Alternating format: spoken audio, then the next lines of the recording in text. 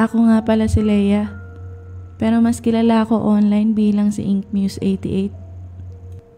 Simula na magtrabaho ako bilang freelance writer, nasanay akong gising hanggang madaling araw. Tahimik ang paligid, walang istorbo. Saktong ambience habang nagsusulat ako sa aking maliit na kwarto sa likod ng bahay namin.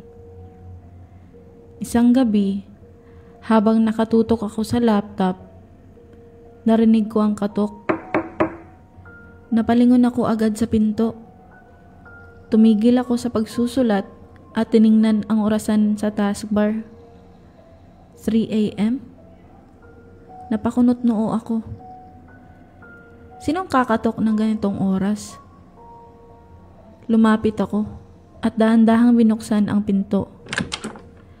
Laking gulat ko na may makitang tray ng pagkain sa sahig. May pandesal, itlog, at chocolate drink. Napangiti ako ng bahagya. Si mama siguro.